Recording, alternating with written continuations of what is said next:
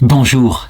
En ce mois de mai, ou alors peut-être en ce mois de juin 2024, va sortir par le Vatican, et c'était quelque chose de vraiment nécessaire, une sorte de protocole pour le discernement et la déclaration en vérité ou en non-vérité des apparitions de la Vierge en particulier, ces apparitions qu'on appelle des apparitions privées, par opposition à la révélation publique, qui s'est terminée à la mort du dernier apôtre et où tout a été donné, en sachant cependant que la révélation publique ne se réduit pas à l'écriture, elle est aussi contenue dans la tradition des apôtres. Les apparitions privées du ciel sont donc tout à fait logiques, tout à fait cohérentes. Elles viennent mettre à notre conscience des aspects qui avaient été donnés dans la révélation publique. Et quelquefois, il arrive que le magistère se serve des apports de ces apparitions, qu'on pense par exemple au culte du Sacré-Cœur. Le Sacré-Cœur, c'est quelque chose d'évident dans l'Écriture. C'est le cœur de Jésus percé à la croix. Et Saint Jean insiste lourdement pour dire « Et j'ai vu ce que j'ai vu, il est sorti de son cœur du sang et de l'eau ».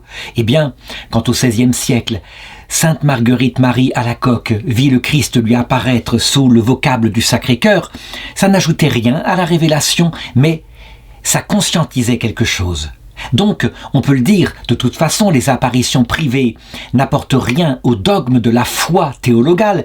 Je l'ai dit, tout est tiré de la révélation publique, mais elles ont une grande importance. Et donc, l'Église qui avait instauré, à l'époque du pape Urbain VIII, une méthode canonique, c'est-à-dire liée au droit canon, pour canoniser les saints, pour être sûr qu'ils étaient au ciel, que Dieu les voulait comme modèle et qu'on pouvait les prier. Cette méthode engageant maintenant, parce qu'elle était bien structurée, l'infaillibilité de l'Église, procédant par la vérification du contenu théologique du saint en question, de ce qu'il avait enseigné, surtout à la fin de sa vie, regardant les fruits spirituels dans sa vie, l'exercice des vertus théologales et des vertus morales, particulièrement d'une manière héroïque. Et puis, demandant, après cette enquête-là, qui était faillible, l'Église peut se tromper, elle est humaine, elle ne regarde que du fort externe, demandant au Seigneur pour confirmer ultimement, et cette fois de manière infaillible, parce que les miracles ne trompent pas, demandant un troisième critère qui est un miracle avant la béatification ou avant la canonisation. C'est ainsi que la canonisation a été établie et qu'elle engage maintenant l'Église catholique. Il faudrait évidemment faire la même chose pour ce qui concerne les apparitions privées et les apparitions de la Vierge en particulier qui se multiplient à notre époque.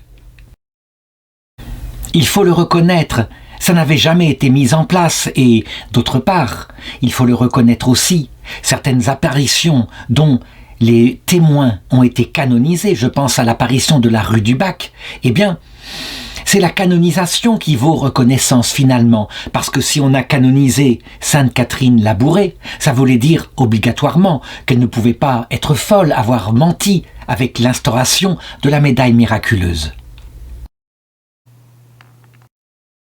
Donc, même si le document n'est pas encore publié, mais on peut, comme théologien, se douter de ce qu'il va contenir, je voudrais appliquer à une autre apparition, une apparition qui n'a uniquement qu'une petite reconnaissance épiscopale, mais qui est très intéressante, et que Mère Gertrude du Cœur de Jésus, depuis le Tyrol, m'a envoyé par la poste avec l'image correspondant à cette apparition. Et donc, je voudrais, pour la remercier, me servir de cet exemple pour montrer pourquoi cette apparition, elle est reconnue par un évêque, mais elle n'est pas reconnue avec le caractère infaillible qui peut-être apparaîtra lorsque la méthode aura été instituée par l'Église de manière définitive, la méthode pour analyser les apparitions. Donc, d'abord, voici le petit cadre que m'a envoyé Mère Marie-Gertrude du Sacré-Cœur. Il s'agit de l'apparition de Notre-Dame d'Absam qui eut lieu en pleine terreur révolutionnaire ou au moment où elle se terminait, mais où allaient commencer les guerres napoléoniennes, avec en particulier ce que des régions de l'Allemagne allaient subir par les invasions dues à Napoléon. Et donc elle s'est produite en 1797 au Tyrol. 6 mois après cette apparition que je vais raconter ci-après, eh bien, l'évêque de Brixen autorisa l'image, autorisa aussi le pèlerinage, la vénération de l'image.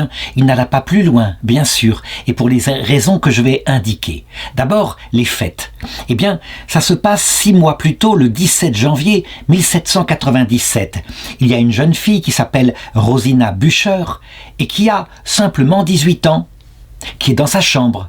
Et tout d'un coup, elle appelle sa mère. Elle l'appelle avec véritablement de l'émotion dans la voix. La mère surgit. Et qu'est-ce que lui montre sa jeune fille? Eh bien, sur le carreau de sa fenêtre, incroyable, est apparue l'image de la Vierge. Mais c'est incroyable, c'est une image parfaitement ressemblante. Ce n'est pas simplement comme on peut arriver parfois quand on regarde des nuages qui moutonnent. Eh bien, on cherche un mouton, on finit par en voir un, quelque chose comme cela. Non, c'est quelque chose de fort, qui lui donne des frissons dans le dos. Je dirais un peu comme ces frissons froids lorsqu'on est à faire, lorsque le surnaturel surgit dans notre vie.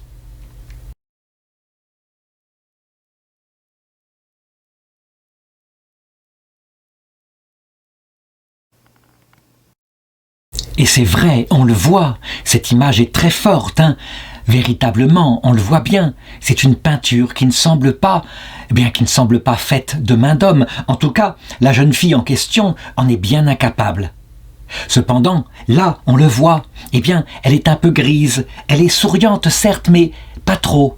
C'est la Sainte Vierge, c'est manifeste, on la reconnaît bien avec son voile, mais elle regarde droit dans les yeux. Et donc, à cause de cette espèce de voile de tristesse, en même temps que cette joie, la maman qui est là dit « Mettons-nous à genoux, prions », parce que on dirait qu'elle est en train de nous annoncer un malheur.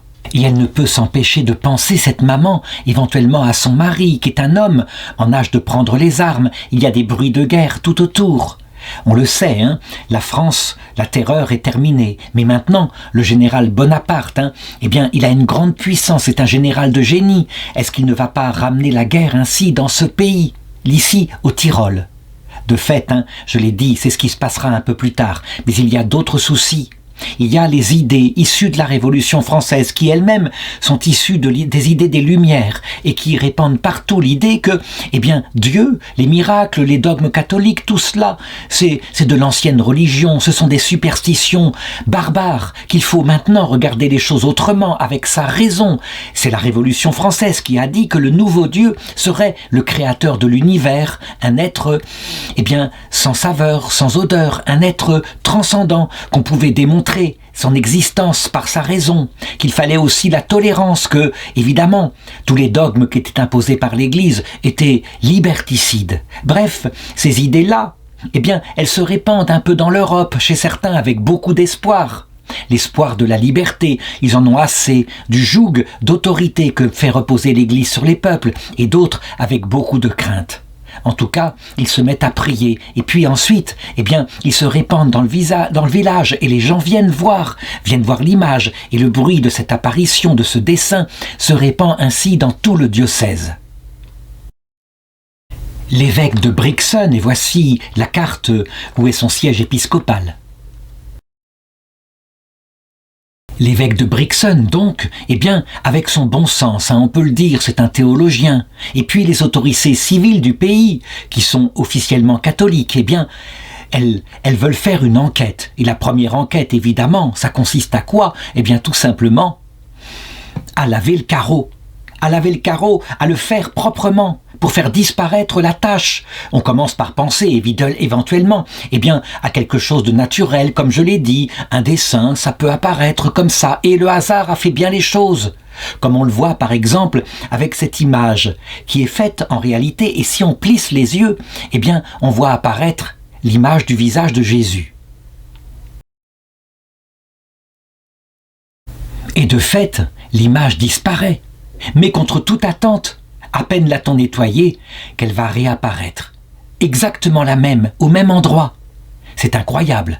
Et donc les gens du village ainsi informés disent « Là, vous avez quelque chose de fort tout de même, vous devez organiser une procession, faire qu'il y ait une vénération. C'est la Vierge qui vient nous visiter, c'est évident. »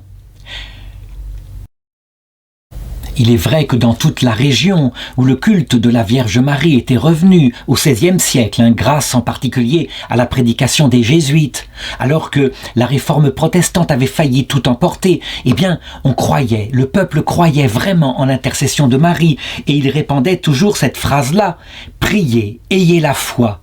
Car au beau milieu de ces difficultés, la prière et la foi sont les seules armes efficaces.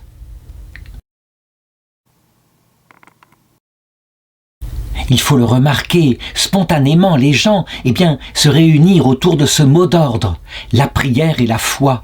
Ils n'étaient pas là à se dire pour sauver nos âmes, nous allons nous fabriquer des refuges sous terre avec des boîtes de conserve, comme on le voit par exemple à notre époque, dans des fausses apparitions de la Vierge. J'ai parlé celle de Trevignano récemment, qui manifestement ne vient pas de Dieu. L'évêque Monseigneur Marco Silva vient de la condamner. Il est évident que le salut et le refuge, c'est le cœur de Dieu et le cœur de la Vierge Marie. Ça ne peut pas être autre chose, en tout cas pour le salut de nos âmes, ce qui n'empêche pas qu'avec du bon sens, pour protéger sa famille, comme le disait le pape Léon XIII dans son encyclique Rerum Novarum, on doit faire des réserves, avoir des économies. Avoir chez soi peut-être une réserve de pâtes, quelque chose comme cela. C'est du bon sens, mais ça, c'est du domaine de la prudence humaine, certainement pas du salut éternel. Donc, curieusement, et avant que l'évêché ait décidé, la population du village décide de découper le carreau et de transporter l'image, ça se passe le 24 juin 1797, pour la mettre dans l'église du village. Et là, on voit le vicaire, le curé, qui suivent comme il peut, qui prennent contact avec l'évêché, et l'évêché dit « laissez faire la dévotion populaire, après tout ». On va voir, on va lancer une enquête. Donc, on autorise à ce que l'image de la Sainte Vierge soit exposée sur l'autel latéral de l'église paroissiale d'Apsane, afin que tous les gens puissent venir la voir, puissent constater, en tout cas, ce qui est pour le moment, pour le moins, un prodige. Alors évidemment, l'évêque en question, il n'a pas, comme je l'ai dit, un directoire émis par le Vatican pour procéder, comme c'est le cas à cette époque-là, pour ce qui est de la béatification des saints, et c'est l'ordinaire du lieu qui en général fait son enquête. Alors lui, qu'est-ce qu'il fait? Il bricole, il fait comme il peut. D'abord il regarde, y a-t-il un message qui entoure cette apparition? Manifestement non, des personnes pieuses. Et puis il y a cette phrase que les gens répètent, comme je l'ai dit tout à l'heure: priez, ayez la foi, car au beau milieu de ces difficultés, la prière et la foi sont les seules armes efficaces. Rien ne s'oppose dans cette phrase à la foi catholique, c'est évident. Donc, l'enquête est vite bouclée. Et puis, il faut regarder maintenant les fruits spirituels, et on les voit. Les gens, là, sont époustouflés. Et ils pensent que la Vierge Marie est venue dans leur village, et donc on voit tout autour des gens qui viennent. Et la fréquentation du sacrement de pénitence, la fréquentation de l'Eucharistie qui augmente. La dévotion populaire est en train de mettre le feu à la région, et les gens viennent auprès de l'image de la Sainte Vierge pour demander la santé, parfois du corps, parfois de l'âme, pour que leur âme aille mieux. Et quelquefois ils se convertissent spontanément de cette façon-là, en réformant leur vie. Que faire alors? Que faire? Quelle va être la décision de l'évêque à une époque où, évidemment, on n'a pas de téléphone pour prendre conseil au Vatican auprès de la Congrégation pour la doctrine de la foi, qui s'appelle maintenant le Dicaster pour la doctrine de la foi. Qu'est-ce que fait l'évêque? Il se gratte la tête et il dit « moi je n'ai pas de problème, j'autorise le pèlerinage et le culte de cette image sans aucun problème. » Alors, cette décision, quelle valeur a-t-elle? Je dirais que si on regarde les choses précisément, elle n'engage pas l'infaillibilité de l'Église. Il n'y a pas eu la vérification des guérisons qui sont produites autour de l'image et voir si véritablement ces guérisons sont d'ordre miraculeux. Il faut se souvenir en effet que parfois, si on a un rhume, qu'on va avec foi dans son église, il peut arriver que quelques jours plus tard on aille mieux et qu'on attribue ça à l'intercession de Dieu. Mais quand on prend des médicaments, l'Église en général, elle ne reconnaît pas ici un miracle. D'abord parce que la maladie n'est pas assez profonde, elle guérira spontanément. Et puis parce qu'il y a des traitements.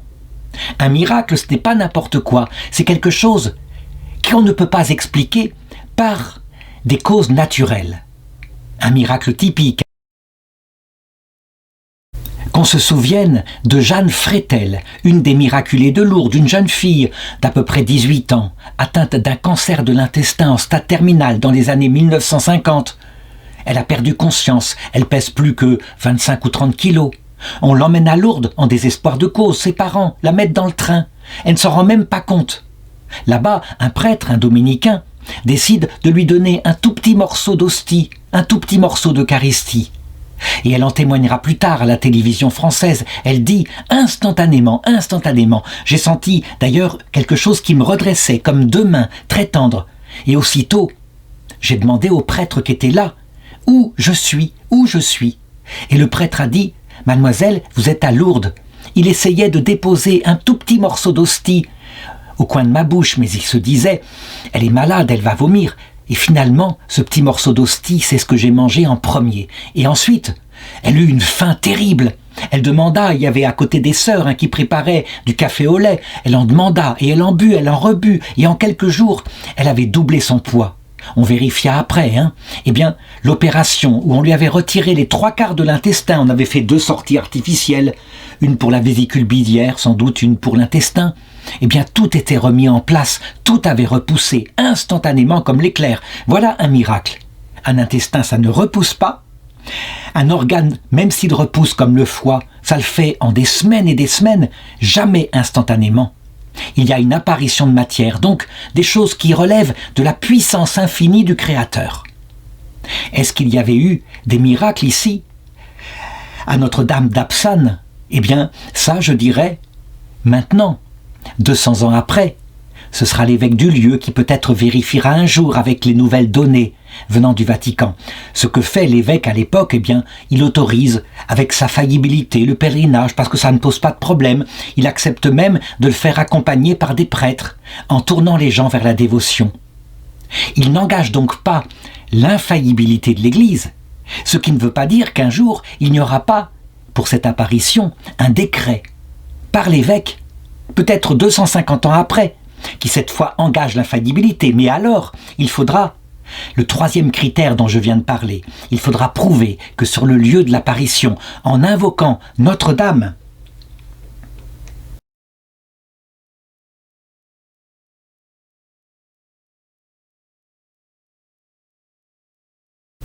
précisément Notre-Dame d'Apsame elle-même, au nom de son apparition, parce qu'elle est venue ici, si la Sainte Vierge, pour prouver la vérité authentique de ce qu'elle a fait sur ce carreau, guérit la personne de la façon que je l'ai indiquée, alors on aura une reconnaissance infaillible qui engagera l'infaillibilité, non pas vraiment de l'Église, mais carrément de Dieu lui-même, qui, évidemment, aura prouvé que c'était vraiment la Sainte Vierge qui était venue. Et ceux qui opposeraient l'idée que, eh bien, si on a la foi, Notre-Dame partout, même dans des faux lieux d'apparition, elle peut faire des miracles. Jésus en parle lui-même. Par exemple, quand Naaman le Syrien fut guéri par le prophète Élie, qui lui demanda d'aller se laver dans le Jourdain. Cet homme-là n'était même pas juif. Est-ce que ça prouve que le paganisme de Naaman le Syrien était la bonne religion ? Non, on le voit bien. Donc il faut que ce miracle, évidemment, soit fait dans le cadre précis. Un peu comme, par exemple, le premier miracle de Lourdes.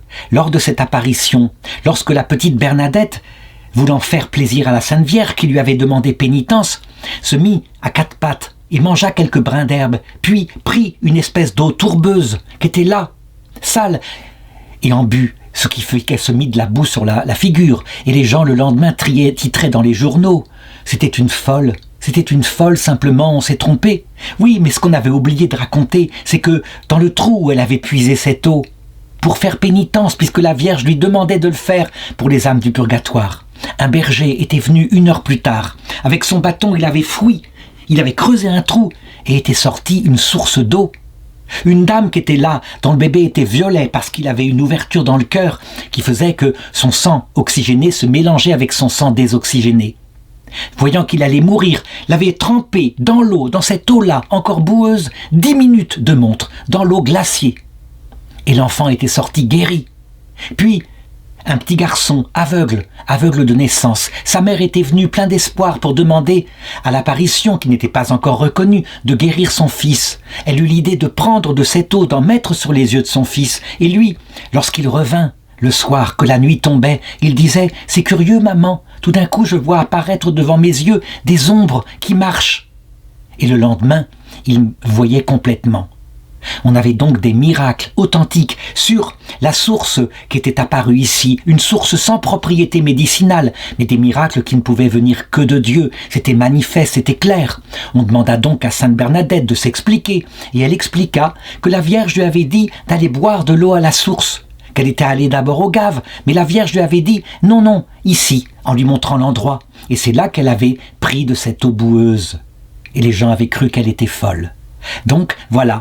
Si je résume, conclusion, les 3 critères seront donc, à mon avis, premièrement, la vérité théologique des enseignements, deuxièmement, les fruits spirituels, qui peuvent parfois être accompagnés de divisions, ce n'est pas le problème. Jésus a produit des fruits spirituels et a été très contesté, haï et crucifié.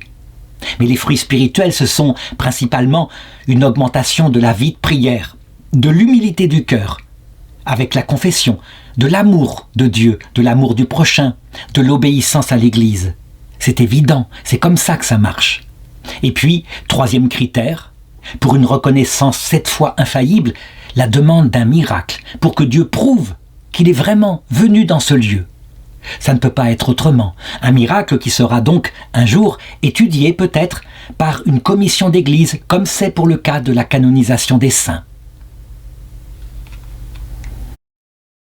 En tout cas, ce qui est sûr, c'est que les petites sœurs du Sacré-Cœur de Jésus, qui tiennent la basilique au Tyrol, eh bien elles, simplement, sans se poser de questions, elles dévancent donc la décision de l'autorité de l'Église. C'est ainsi, c'est de la même façon que Jean, lors de la résurrection, le disciple que Jésus aimait, courut au tombeau, parce qu'on leur avait dit qu'il était plus dans son tombeau, et que Pierre, donc qui symbolise l'Église hiérarchique, courut derrière, mais courut moins vite. Il n'empêche que Jean s'effaça et laissa rentrer dans le tombeau en premier lieu Pierre. Ce qui signifie que nous, fidèles, qui n'avons pas la charge de l'autorité de l'Église, eh bien, nous nous soumettons au jugement de l'Église, tel qu'il se fera de cette façon-là. C'est son rôle. Ce qui ne nous empêche pas de courir en avance, lorsque nous sommes convaincus qu'une apparition ne peut venir que de Dieu.